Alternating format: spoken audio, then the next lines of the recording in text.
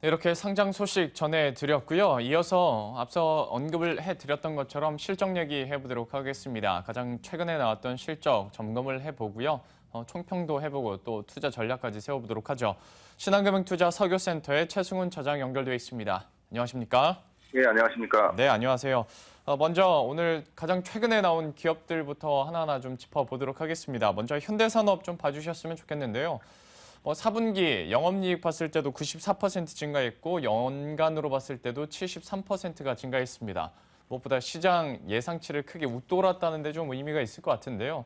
좀 어떻게 보셨는지 설명을 해주시고 전반적으로 사실 건설업종에 대해서 기대감이 많이 떨어졌던 것도 사실이었는데 좀 업종 자체에 대해서도 한마디 해주시죠.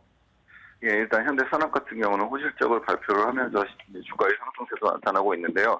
전반적으로 건설업종 같은 경우는 작년까지 이어오던 저수익 사업이 대부분 마무리가 되었고, 또 작년 같은 경우는 분양시장도 다소 호조세를 이루었기 때문에 실적 개선세가 좀 크게 나타나는 것으로 평가가 되고 있습니다.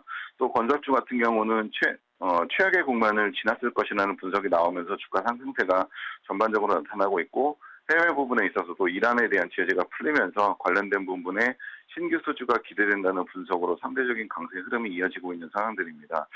결론적으로 말씀을 드리면 건설주들은 현대산업개발을 포함을 해서 작년에 분양 호조세와 저가 수주 현장에 대한 마무리 국면이 나타나면서 실적 개선세를 이뤘는데, 이러한 부분은 올해도 다소 이어나갈 수 있을 것을 일단 예상을 하고 있습니다.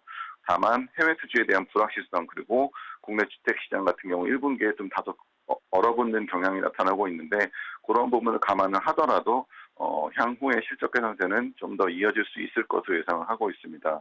하지만 현대산업개발을 비롯해서 현대건설 같은 부분도 최근에는 재무적인 측면, 그리고 현금 흐름 개선이라는 측면에서 좀 관심을 가질 필요가 있기 때문에 건설 업체들 중에서도 다소 좀 차별적으로 관심이 필요한 상황이라고 생각이 됩니다.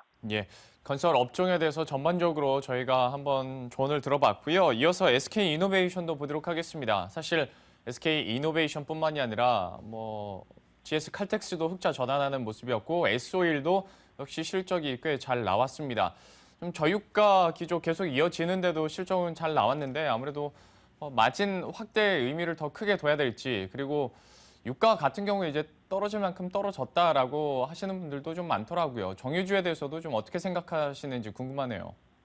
예, 일단 SK 이노베이션 같은 부분은 4분기 영업이익이 3,073억으로 전년 동기 대비 흑자 전환했다는 소식, 그리고 전일 국제유가가 급등하면서 금일 같은 경우도 상승세를 일단 나타내고 있습니다.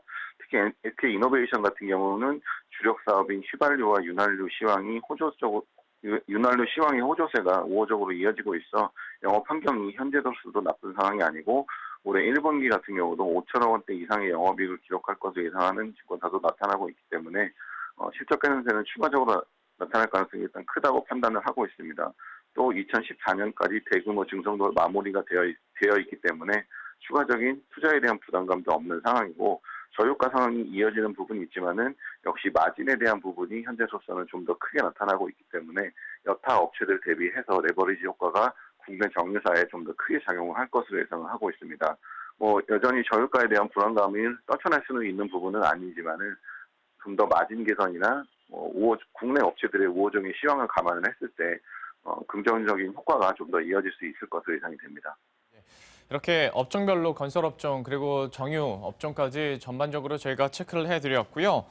이제 현재 방금도 파라다이스 실적이 나오긴 했습니다만은 어느 정도 이제 대형 업체들은 오늘까지 좀 쏟아져 내면 어느 정도는 마무리되는 것 같습니다. 이제 코스닥 시장에서의 실적도 좀 남아있긴 하지만요. 전반적으로 지난 4분기 실적에 대해서 어떻게 보셨는지 평가를 하신다면 어떻게 평가하시는지 좀 궁금하네요. 예, 일단 4분기 실적 발표가 이제 마무리가 되어가고 있는데, 전체적으로 봤을 때 한마디로 말씀을 드리면 4분기의 실적은 다소 시장의 기대치에는 못 미쳤다라고 일단 판단이 됩니다.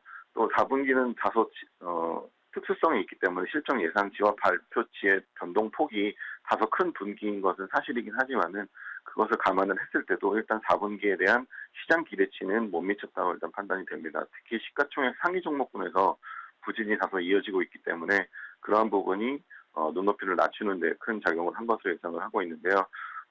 종목이나 업종별로 살펴보면 역시 정유나 건설, 제약 같은 일부 업종 부분에 있어서는 실적이 시장 예상치를 뛰어넘고 있기 때문에 실적의 차변화가 좀 심해진 4분기라고 판단이 됩니다.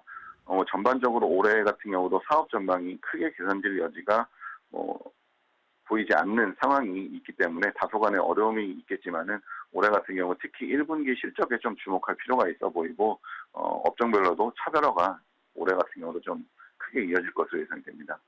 역시 4분기 실적 특성상 일회성 비용도 많이 포함이 되기 때문에 이런 변동성에 대해서 우리가 좀 어느 정도 유념을 해야 될 것 같고요. 말씀을 해주신 것처럼 이제 또 1분기 실적이 어떻게 나오는지도 업종별로 우리가 한번 체크를 해보도록 하겠습니다. 지금까지 신한금융투자 서교센터의 최승훈 차장과 함께했습니다. 고맙습니다. 예, 감사합니다. 네, 자, 이렇게 전반적으로 전략까지 세워드렸고요. 바로 현장 플러스 이어가 보도록 하겠습니다.